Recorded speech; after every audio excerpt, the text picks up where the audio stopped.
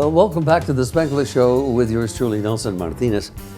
You know, no doubt, homelessness and its consequences affect all of us.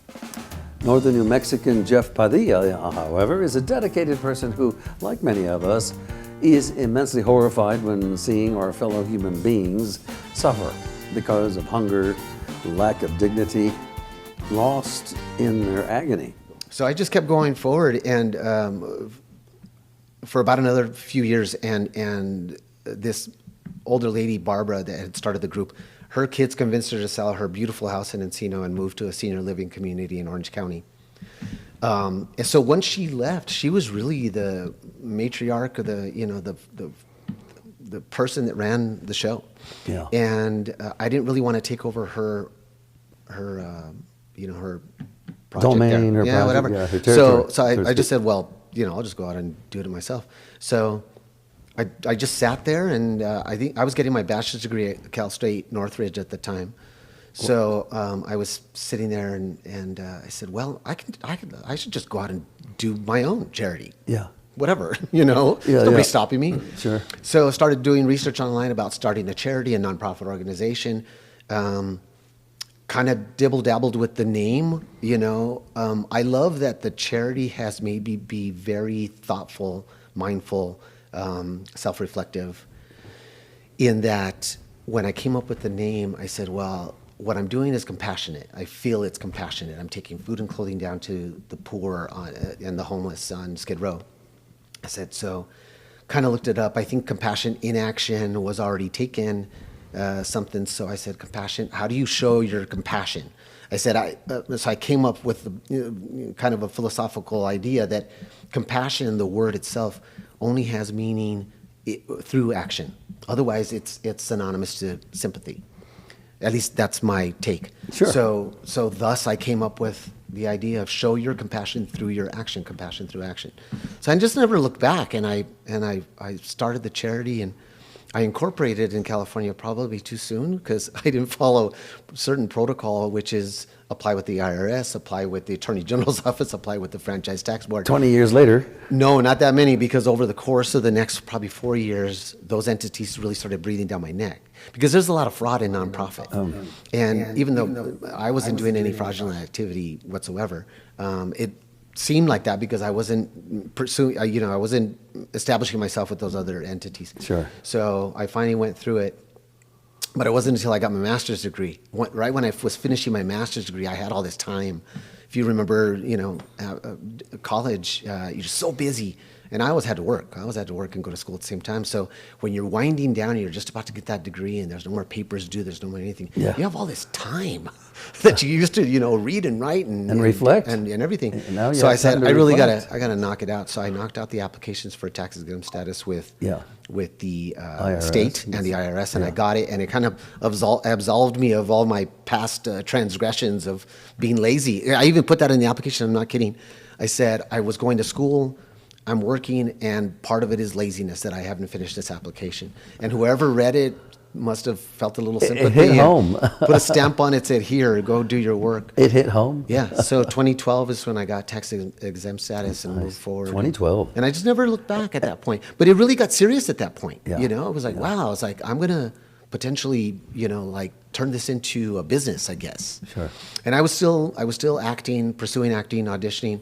I had mentioned to you before that, when you're not acting, you're a professional auditioner. Oh, yeah. Because, that's rejection, absolutely.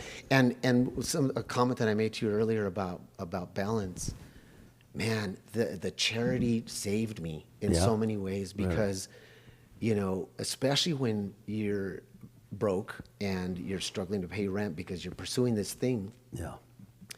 And you get a commercial audition for Chase Bank. And you get this call back, so you're one step closer. Yeah. You're like, God, man, this is between what I get paid that day and the residuals that could be in the thousands or tens of thousands. Yeah. I could really pay my bills. You don't really have great desires for fancy car or anything. You just want to pay your bills and get by. And when you don't get it, you start just, well, maybe I'm not good. Maybe I'm not good enough. Maybe I did something stupid, or I didn't do my best at the audition. You start questioning yourself. Oh, tell me about So it. How it's many just- times do you repeat that when you're going home from the audition? Absolutely. I should have read it I this should way. have done I should have this. read it this way. And I you should wait have for your read that. phone to ring, and your phone I'll never tell rings. ya. Your agent never calls you. So the charity showed me that if I put the effort into it, I got something out of it, which is helping people. Yeah. I mean, it was as fundamental as you can imagine. Yeah, You know. yeah. So just never looked back and kept going forward. The funny thing is, I expected to pay myself as the executive director of the charity. Well, you have to raise the funding in order to pay yourself. That's right. And when I realized how Funny how that difficult it works. was, yeah, exactly. When I realized how difficult it was to raise funding, Yeah. I said, well, no, it would be great, but I really want to do the work. So I want to hear more about that. Yeah. And again, we have to take a short break. Sure. But interesting guy, huh? Jeff Padilla from my part of the country. Yeah, norteños. Norteños juntos. Y aquí estamos. We're charlando, as we say. We're talking about some of the beautiful stuff that he's done to help humanity. And so we dub him humanitarian Jeff Padilla from northern New Mexico, my part of the country, huh? Ahí venemos prontito, and don't go away. I'm Nelson Martinez on the Spanglish Show. So glad you're following. So glad you're sharing. Un abrazo y tal y tal, eh? Saludos a tu mamá, tu papá y diles that's the place to go to for entertainment. Y si tienen un tiempecito de escuchar, here's the place, eh? Ahí venemos para atrás. Don't go away. Mr. Jeff Padilla, our guest today.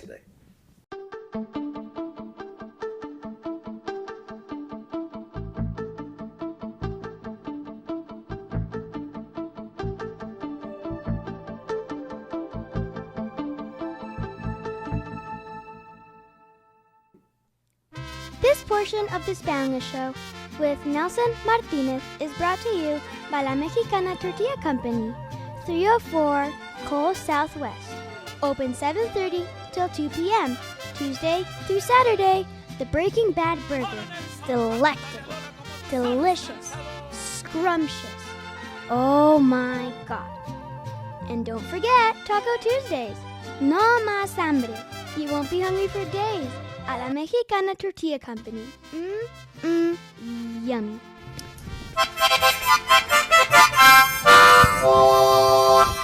Our orchestra.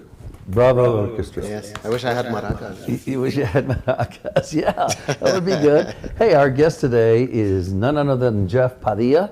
He's a northern New Mexico fella. I tuned into him right away because we're from the same hoja or pea pod or whatever you want to call it. We're northern New Mexico. He's from Velarde, and I'm from Chimayo, as most of you know. And so we have this connection already, right? A good DNA, something or another. Yes, we do. However that works, no? And we're talking today, and as you know, I like to bring folks on board this Spanglish Show because I want to lend them that microphone. I want to, hey, bring up their accolades or give them accolades or whatever, but because they've done something for helping our fellow man and woman, really. And boy, do we, in some way or another, need help, no? So Jeff, Absolutely. applaud to you, my friend, for Yeah. doing such wonderful work. Thank you. Let's review again. You've been out to California. Take it from there. And what made you say, I'm going back home? Well, the acting gigs were more difficult to come by, and I wasn't really making progress. I was fine. I was, doing okay. Yeah. But at some point, it just kind of the city kind of grated on me. It was, noisy and Yeah, sure. busy and trouble. And my parents were getting older, and so there was a draw to come back to a rural setting, and get away from the chaos of the city. Sure. And so 2019 rolled around, and I said, that's it. Packed up all my stuff and hooked up the trailer to the truck and came back home. That's terrific. That Yeah, and really it's is. great. And we had expanded the charity to Espanola a year prior. A cousin of mine and his wife took the reins locally, and they got it going in Espanola. Well, because at one point, as you can imagine, Nelson, you're from the area. There Yeah. wasn't homeless people in Espanola, or many in Albuquerque, per I don't se, remember or them. Santa That's Fe, or right. anywhere else. That's right. And now it's just the sign of the times, unfortunately. And so we expanded our outreach efforts to Espanola, and we're going full speed ahead now, That doing is- everything that we can. That's admirable. There's no question about that, because it takes a lot of organization. No? It does, yeah. It takes a lot of patience. It takes a lot of people, friends, who are also dedicated, to do this thing, and that's so important, to get things launched and make them work. And it sounds like you're really on top of it. I am so impressed by Mr. Tom Cross, who's the New Mexican publisher, the Santa Fe, New Mexican publisher, with that 10 most influential people or good people that are helping out, people that gather to do something worthwhile. And so I commend the newspaper for that article they did on you and others who make a difference. Yeah, well, thanks. Well, I don't do what I do for the accolades. Like, I don't. Well, of course. I don't need to be congratulated, pat on the back or anything. But when I have an opportunity to share the message, I tell people, you don't have to join my group. Right. What I'm doing is not rocket science. That's right. Figure out your own path. There's need everywhere in the community. And if for whatever reason working with the homeless or helping the homeless is uncomfortable, well, guess what? There's a whole lot of people of that older generation that are going to need our help. The baby boomers and such, that they, don't assume that that viejito that lives across the street has people coming over. Yeah. He might be sitting there lonely, malnourished. Yeah. Don't assume those things. So go and extend a hand, and if that makes you feel good. And how do you learn of someone like that doesn't have the wherewithal to come and seek help? I think you go find them. You go knock on doors and you Serio? find out. Sure, why not? Yes, Well, I don't, but I because I do, our outreach. But I encourage people that don't. It doesn't ring true what I'm doing necessarily. Right. There's so many other ways that you can show your compassion through your actions. By helping a neighbor that needs help in some way, or some other marginalized group. There's got to be something out there for sure. Lots of need. There is so much information that I want to pass along via Jeff Padilla, because there's a lot to do with helping. And once you get on the bandwagon, so to speak, as I have discovered here and there, I've helped out a few, but not like this guy, where you take the horse bugger raids. Is that the Sure. So anyway, it's a real commendation and very admirable. Well, No two ways about it. After so many years of doing it, it's just part of who I am. I couldn't imagine just hanging it up. Like, Hey, I'm going to be doing this for the rest of my life. You think you're going to be doing this for Absolutely. all the rest? How could I huh? not? Yeah, And- it's so ingrained in who I am. And you're not any spring chicken like I always No, I'm not. Some days less than others. say. Hey, let's take another break. We're going to be talking to Jeff Padilla for a while, because he wants to show you some great photographs, as I do, video of the work they've done and the baskets they give out, just the help in general. So thank you for tuning us in all the time, and more with Jeff Padilla before you know it.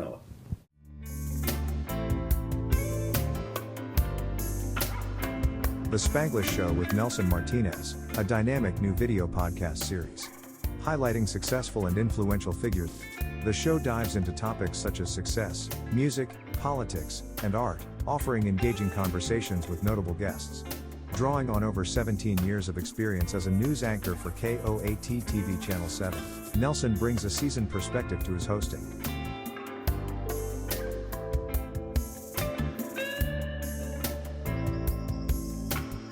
Website: NelsonMartinezTV.com. Coffee cups available for only $20.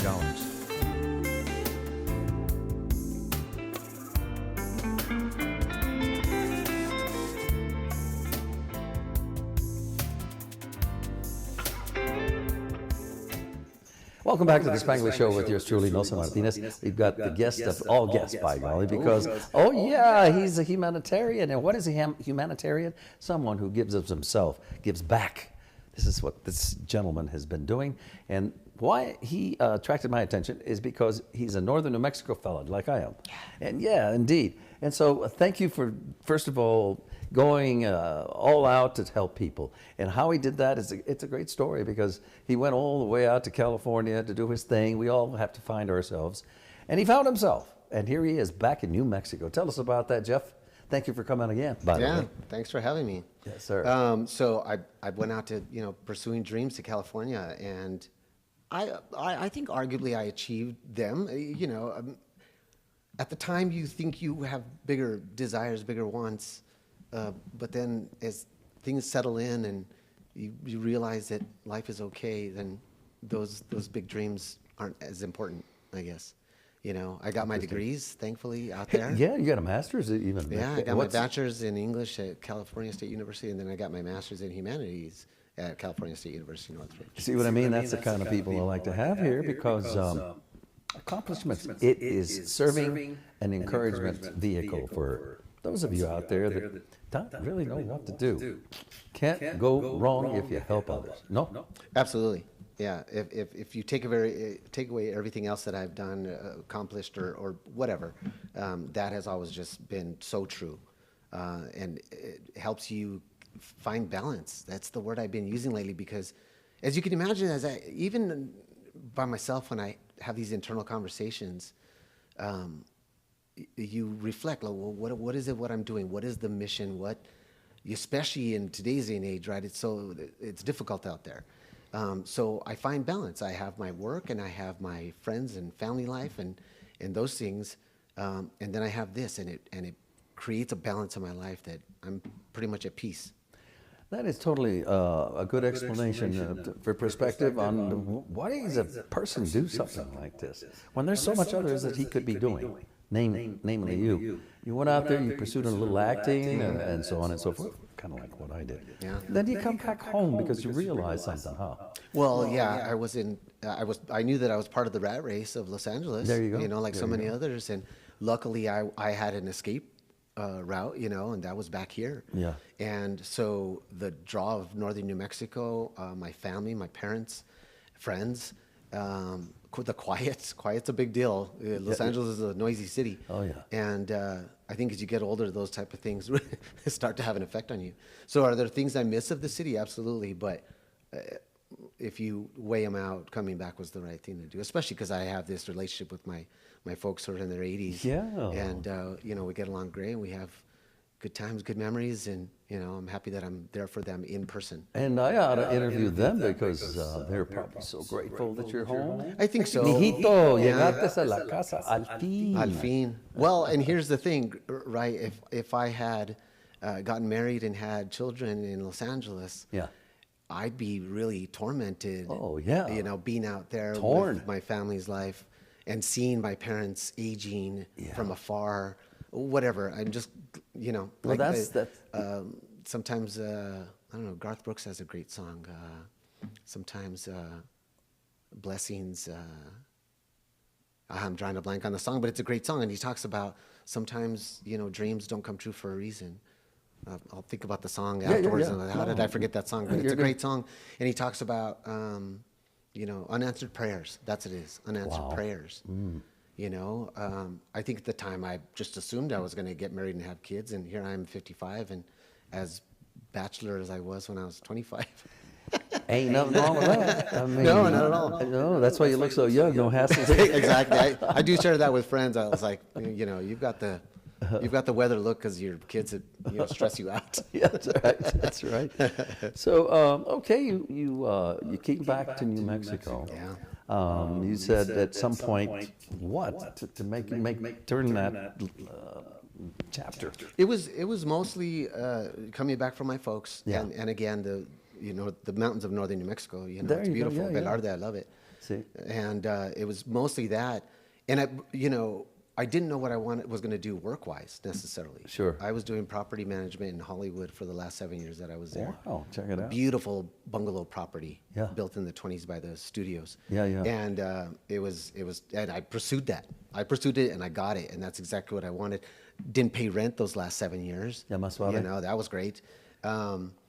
So when I got back, I was pursuing an estate manager gig. I wanted to kind of up the ante. Sure. So I had secured one in Santa Fe, and a week later, COVID hit, and everything shut down, and that job went away. So I didn't think, I'll tell you what, Nelson, when I was driving back with all my stuff in the back of the truck and hooked Yeah. onto the trailer in the back. Yeah. I'm driving back from Los Angeles, and I said, well, I guess all those Hollywood memories are behind me. You know, I was like, I can't see myself being much involved anymore. Yeah.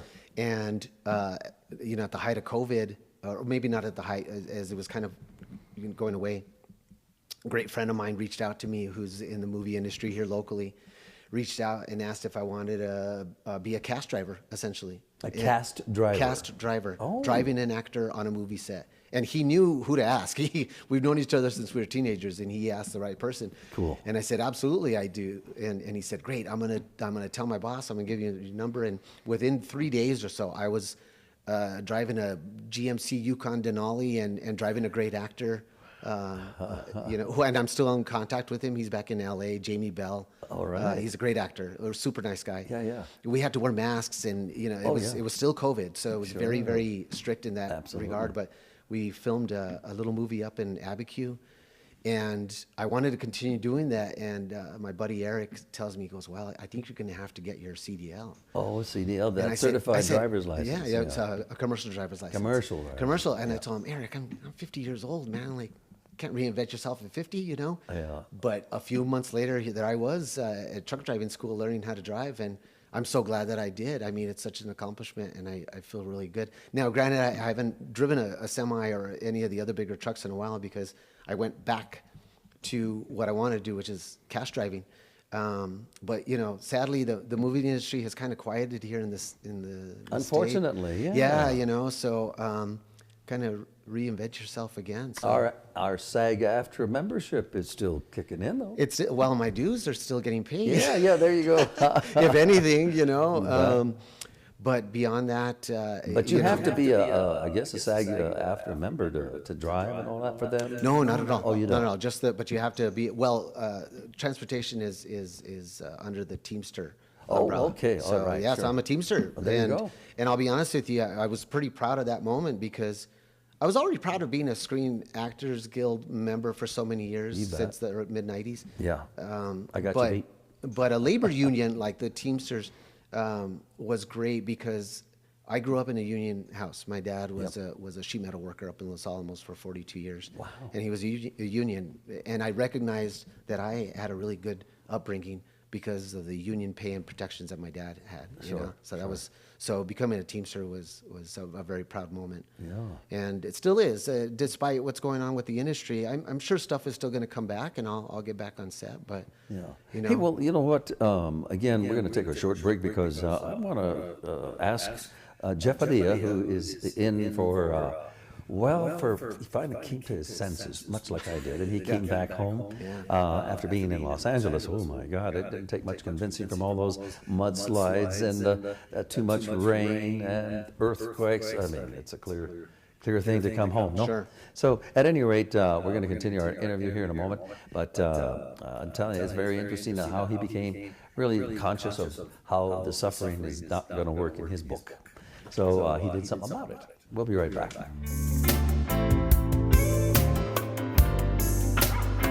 The Spanglish Show with Nelson Martinez, a dynamic new video podcast series. Baby, baby, baby, won't you tell me yes? I'm slowly sad.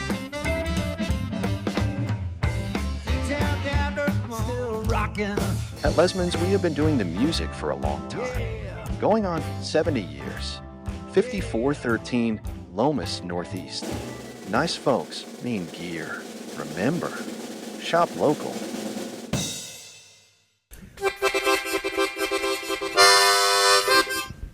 Orchestra, as I keep saying. Gotta have a little music, Yeah, you know, I a love little it. levity, Yeah. if you will. Thank you. Nelson Martinez here with you on the Spanglish Show, and we've got a guest with us today. His name is Jeff Padilla. You've been listening to his plight and his endeavors and his good demeanor, actually, to help out so many people. He does just that in northern New Mexico. He's from Velarde. He went away, as he just talked to you, to Los Angeles, and decided, hey, I'm coming back home to give back a little bit because he appreciates what the universe has given him, put it that way. And so glad that you're doing that, Jeff. Thank you for joining us once Yeah, again. thank you. Tell us more about your adventures that you're now back to Espanola and you're handing out food and all those little care packages, and you still feel that way. You think that will last forever and the day? Yeah, it's really interesting. Now I have a perspective of comparing it to the work I did in Skid Row in Los Angeles. And there's tens of thousands of homeless people there. I met people that were generational, homeless. Sure. My daddy was in homeless. Here we are. That really blew my mind. Qué feo, ¿no? And not to say, and it's certainly drugs and alcohol and mental illness are the predominant factors, that create the homelessness in Los Angeles. Yeah. But here, growing up on the streets of Espanola, I went to high school there, middle school. Yeah. There were no homeless people. Well, at all, not I don't one. Remember any. So when we expanded out here, when we had the conversation in 2017 about expanding, that was the first question I asked the group that I gathered. I said, "Are there homeless people in Espanola?" I mean, I was in Los Angeles. I said, "Yeah," and I said, "Wow, really? Like, but this is a surprise when I first heard. It was sad and it was shocking, and and all of then that.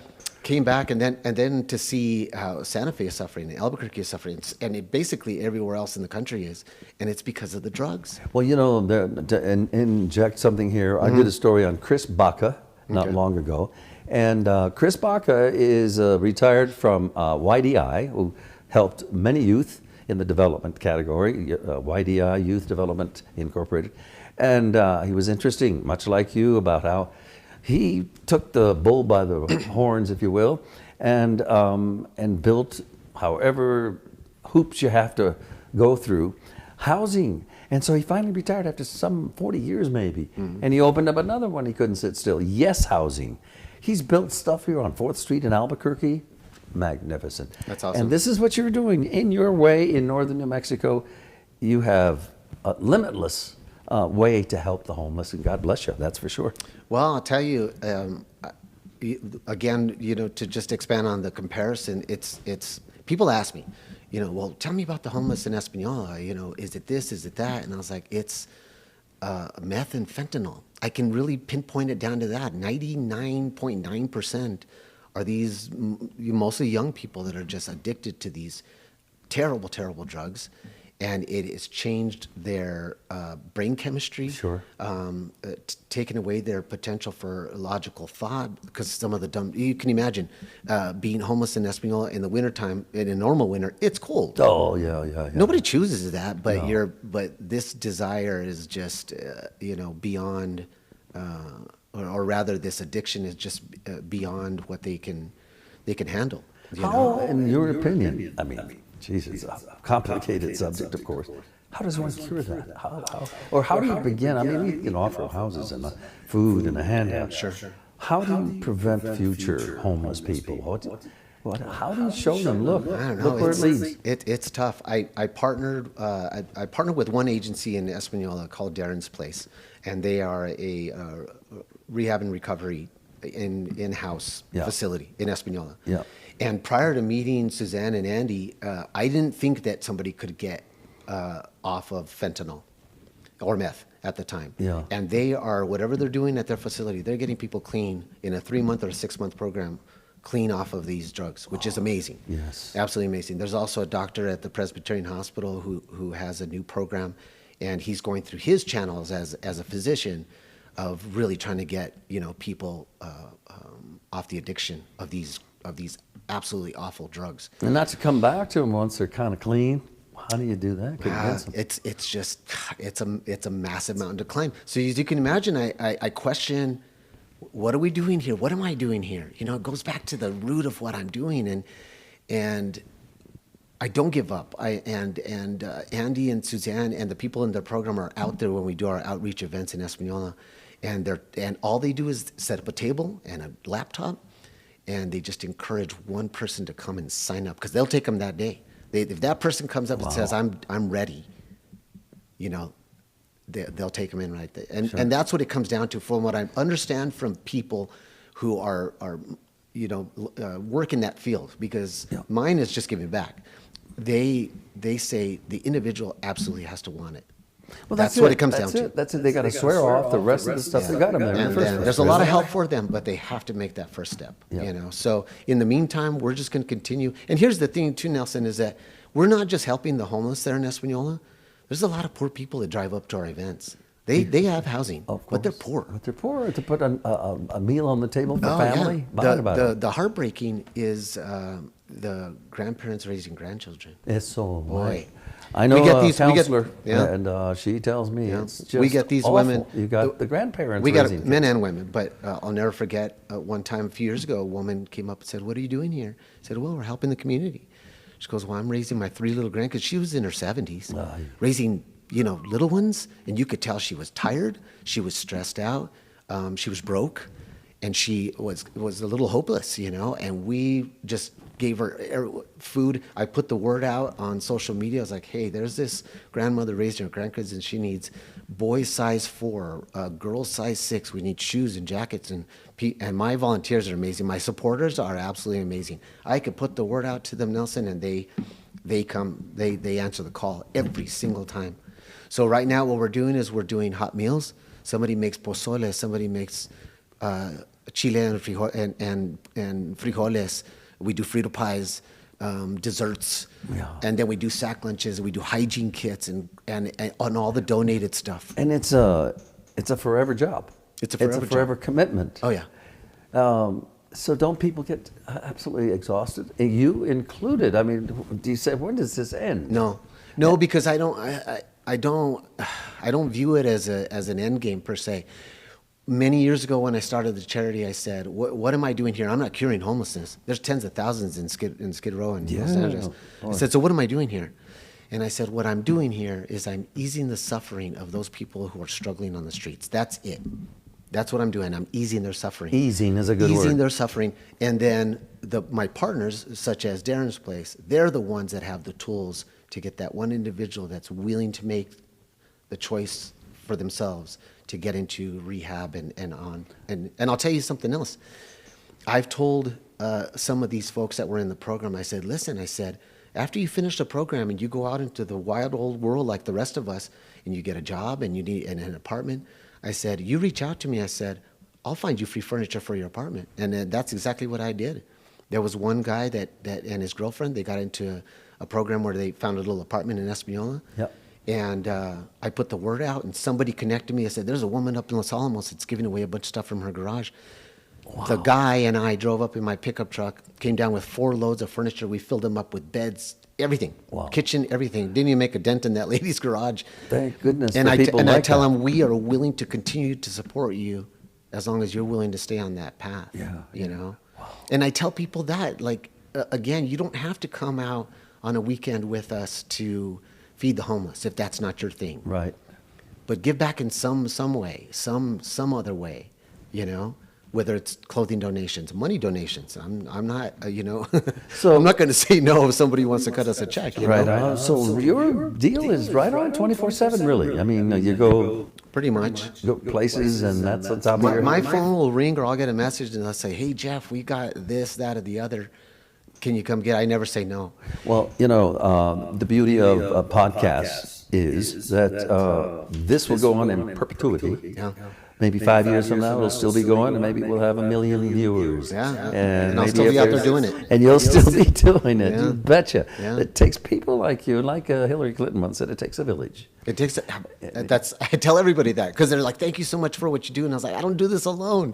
I have done it alone. It's not good. It sucks. It's hard. Yeah. So I get energy from volunteers. In the recent weeks, I've probably gained about 6 like solid people that are there, committed.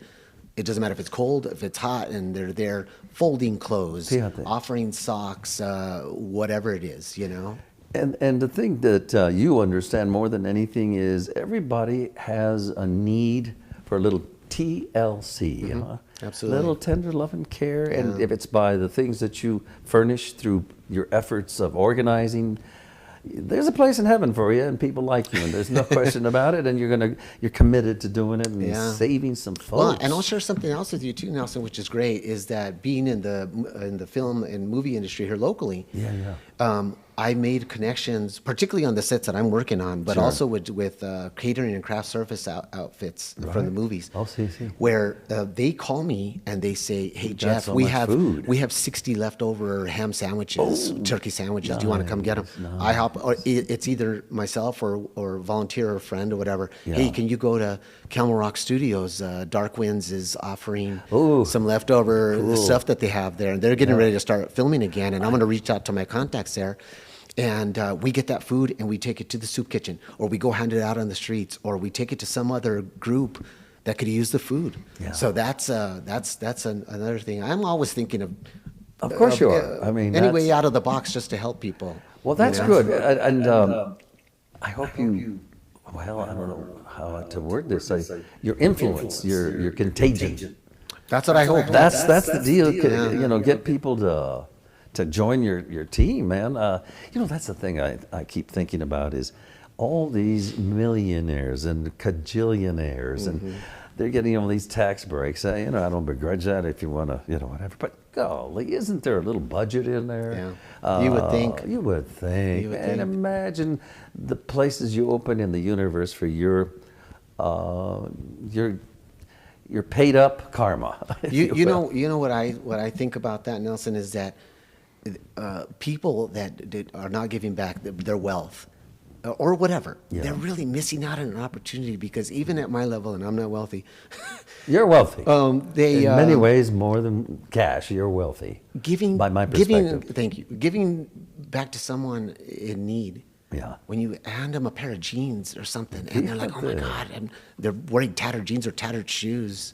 I use the word Yeah. fíjate a lot. Yeah, Fíjate. fíjate, yeah. That means Imagine. just imagine that, Imagine, how sure. beautiful a feeling you can create, not only on the person that's receiving You this miss out stuff. in your own life, in your own daily life. You're missing out on the potential for a little bit of joy Yeah. that you get from giving back to someone. And there's an argument that says that, well, that's not selflessness because you're feeling good about it. It's like, well, you can pick it apart, but either way, it's the right thing to do. Hey, Jeff, do you always work on your own besides your friends and stuff? Do you ever have fundraisers or bands that volunteer their time to come in and join and I raise some money? haven't. Well, I haven't yet, but because I've been very thankful for.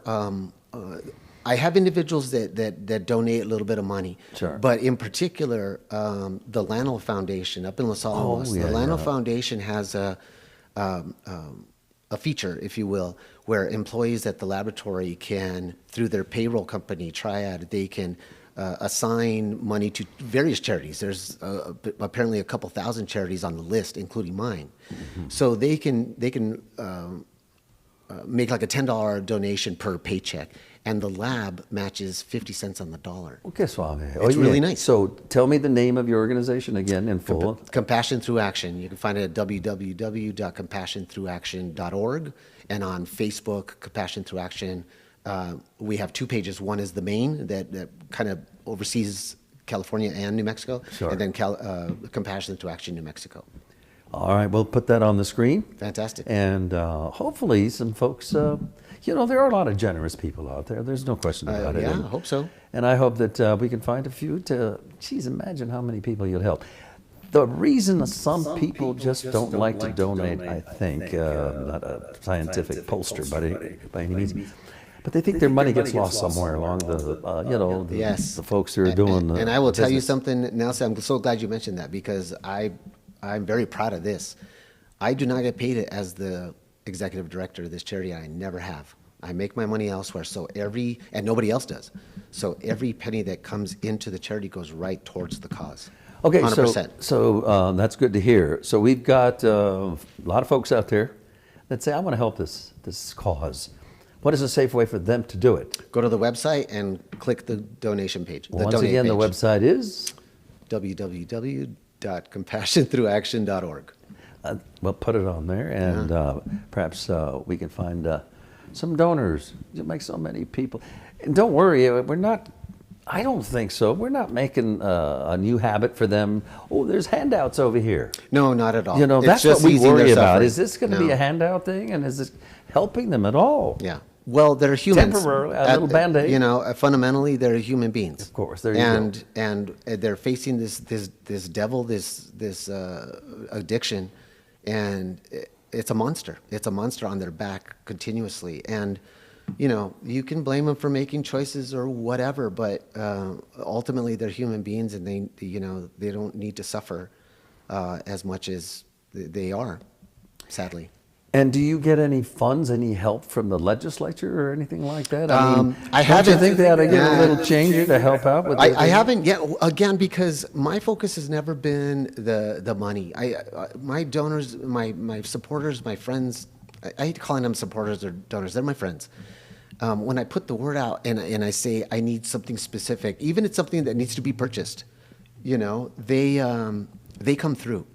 But we still need money for the operations. You know, I just bought a used enclosed trailer for us, so we don't freeze in the wintertime, and and we can carry all our stuff. Yeah. You know, it's things like that. So, And where does money come from to buy that? Costs money. yeah, Your everything. money? Yeah. This and that. But good for you. Yeah, As yeah. I said, there's a place in heaven for you. But you want to stick around for a while, that's for sure. Yeah, I hope so. I anticipate. Hey, we're going to come back. I'll take another break real quick, but we're going to come back and kind of wrap things up. Again, remind you about this great humanitarian, if you will, Jeff Padilla, northern New Mexico kid from Velarde, beautiful apple country. Remember that? Yeah. It's like mucho like Chimayo. And so this guy is doing some good for humanity, and we've heard his lesson. And if you missed the first episode, please check it out. It's informative, and maybe it'll inspire you to volunteer and help out. No, Get involved. get involved is all Yeah. he's asking. And boy, they could stand the help. You know, it'll make you feel good. Don't go away. We shall return in a moment.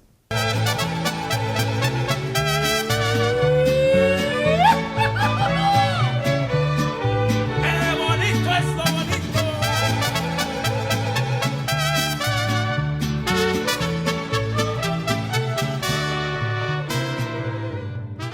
A la Mexicana Tortilla Company. Yummy. Hello once again, and thanks for sticking around with us. The Spanglish Show with yours truly, Nelson Martinez. We've got Jeff Padilla with us. Has been conversing for the last couple of episodes, and the reason I brought him in, quite frankly, is because he needs all the help he can get. And if this podcast can give him a tiny bit of help, by golly, we'll have him back and again, because maybe somebody in Española, Los Alamos, that viewing area that the podcast will reach, around the world even, might inspire someone to help out a little. There's a lot of people that need some help, un poquito aquí, un poquito allá. And we're just trying to also say that these people that are getting the help, you're trying to break them of the bad habits of, it's hard. So your contribution doesn't go to their cigarette smoking and their heroin addicts and whatever. That we're going to clean up, that image. It's not 100%, but it's pretty bad in that sense. So to try to give you, the donor, a little bit of encouragement that your money will go somewhere good. Here's Jeff. I was going to say Martinez. That's my son's. Jeff Padilla, who's heading that. That's forever. my tocayo. That's your tocayo. Yeah. That's right. Same first name. So again, Jeff, it's really a nice a task that you've undertaken, and more to you. And I hope you find more volunteers that are as dedicated as you are. I hope so. Yeah, thank you. Yeah, it's grown organically over the years, and it's just, like I said, it's just part of who I am at this point. And there's no even question of passing the torch, or at least not yet. At least not yet. So Yeah. where are we then today? We're taping this. It is February the, what is it? I don't even know. 10th, I believe. Something like that. Something. February of 2026. So I don't know when you'll see this. But you know what? You can see this 10 years from now. They still need help. Yeah. Absolutely. And but you probably see it soon and pass it on to your friends. Just a little donation, no? Not that we're a fundraiser here at all. Just informative of how dire situations can be. Here in Albuquerque, too, for Pete's Absolutely. sake. First Street. Yes. Oh, my God. Mhm. So it works from every direction in Espanola to here to wherever that, you can lend a helping hand. A lot of people tell me, don't give people a dollar or two or three there at the stoplight. That doesn't help them, does it? Do you think it's right now that we're on the subject, Jeff? I don't think it's Helpful. I don't think that's the right question. I think it comes from the person giving. If that's what you want to do, If you want to roll down your window and offer a dollar or two, don't think about where it's going to go. That person's asking because they're obviously in need. But Jeff, doesn't something like that encourage people to come back to the corner? Hey, this is easy. Dollar, two, a five. Oh, I even got a sandwich. Well, the sandwich, okay. But the dollars and stuff, I think, encourages them, is at least what I've heard over and over again, and I can't help but agree. Yeah, I don't think it's encouragement because they're addicted. I think the vast majority in Albuquerque as well, they're addicted to this awful drugs. Yeah. And here's something else. This is a real sobering statistic or piece of information, because I don't know. I don't have my degrees in recovery, rehab, substance abuse, those things. I do what I do because I'm a humanitarian. But I've asked people who are, and I asked them, tell me about this thing. Like, compare the drugs now to the heroin, of a few decades ago. Sure. And they said, okay, well, the heroin user can get a fix in the morning and then they can function for 8 or 12 hours throughout the day until they need another one. They can work. There's a lot of people that we've probably known in our communities, that were functioning heroin addicts, for decades. Whereas you compare that to the fentanyl user, the meth user, they take a hit and they have 1 hour. A lot of them have 1 hour, Nelson, for them to feel High. of a high, and at that 59, 60-minute mark, that monster starts to poke them on and say, hey, I need another hit. And it's not gentle about it, from what I understand. Wow. It is, I am dying here and you need to get me another hit. So how can somebody, even think about anything else when you have this monster on your back every hour on the hour looking to be fed? I mean, So, what a shocking thing. What is the solution? How do you get enough mental health care workers that want to do the job? Well, there's people out there. There's so many people out there. Just their doors are open and they are waiting for you to walk in and say, "Help me! I am addicted and I don't want this life anymore." Where do they walk into? They go to places like I said, Darren's place. They go to shelters. And some of them Joy Junction in Albuquerque. Yeah, There's Joy so Junction. many. But And if they themselves don't have the facility, or they partner with others that do, just like I do. Yeah. I can't do it all. help anybody. Right. But Darren's place will get you into a warm bed and get you on the right path that day if you choose to walk in the door. If you choose. If you choose. That is the big if. If you choose. If you choose. Why wouldn't you? When haven't you had enough punches in the stomach? Yeah. Does it feel good to get punched in the stomach? Yeah, it's hard. It's hard. They're just not. Their brains. They say that these drugs change your brain chemistry, and you just don't think the same as you did before. Without That's a a doubt. whole other level of need there. And so, heartbreaking. do you remember Las Vegas, New Mexico? Sure. And they had a mental health institution there. And what happened? Close it down. No money. Yeah. Oh my God. Yeah. Can you imagine? One billionaire could open that for a long time, Absolutely. like a sizable half a billion maybe. Yeah. And what is it going to do to them? They followed the lead of California when Ronald Reagan was the governor of California. Yeah. He said his argument was that it was a familial issue. It was family issue. Family issue. Yeah. That's what he said. But he also saw the amount of money that the state was paying towards mental health. So once he closed down the mental hospitals up at Channel Islands, and saved the state a whole bunch of money, so many other states followed suit and closed their mental. Las mental Vegas, New health Mexico. That's facilities. terrible. I wish we could get back in and hire some people who are properly trained to help anybody. It is. out there It's that needs an that help. enormous mountain. But I tell you, Nelson, I have these conversations with my volunteers, my friends, and we don't let it,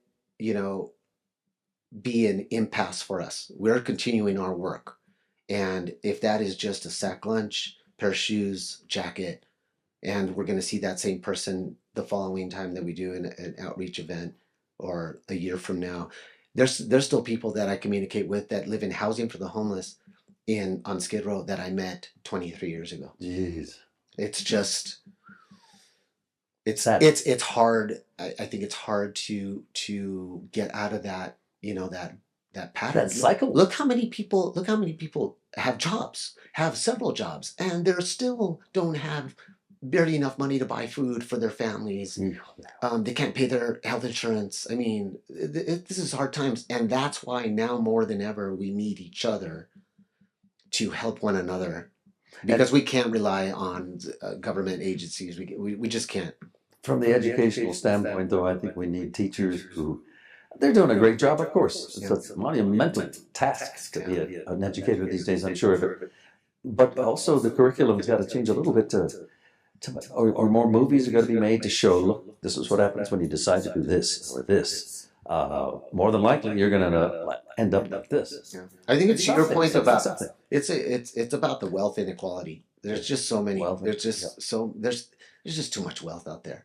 Every time you turn on the TV and there's some little news story about some baseball card or some other ridiculous something that broke a record because it sold for some extraordinary amount of money. Imagine at auction. It's like, really? It's like, that really shows that there's just too much money out there in your life instead of picking a cause. Yeah. You know, I'd say this, maybe I won't be woke up anymore, but I went golfing at Tanawan in Albuquerque. I'd been a few years since I was there. My God, the mansions there. God bless you for working your butt off to get there. But is there an extra buck or two that you can spare for these folks up in Espanola, even on First Street? It's finding that balance. Again, finding that balance in each of our lives. Finding that balance, and whatever it is.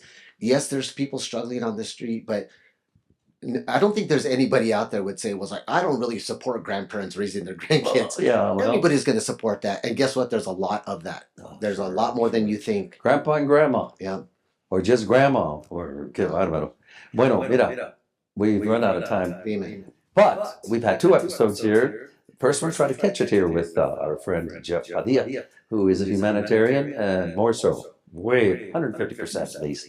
And you heard some of his words, his suggestions, his pleas. Help him out a little bit if you can. The organization we've showed you on the screen there. How you can donate. If you can, I hope you can. Drive up to Espanola, check it out yourself. Yeah, what the heck is out there? My goodness gracious. Everybody's welcome. Everybody's welcome. So at any rate, the beautiful Espanola Valley is awaiting you to maybe, help out a little bit somehow, because we need help everywhere, one at a time.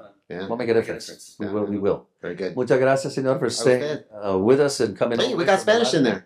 Mira, tenemos que hablar poquito en español, si no, it's not legitimate. Qué bárbaro, Spanglish. qué bárbaro. Qué bárbaro, todos los 6, ¿no? Bruto, ¿y cómo eres bruto? ¿Y cómo trabajas duro? My tías, always, I still hear them on it.